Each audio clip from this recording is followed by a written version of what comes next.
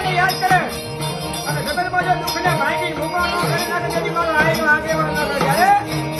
એ માતા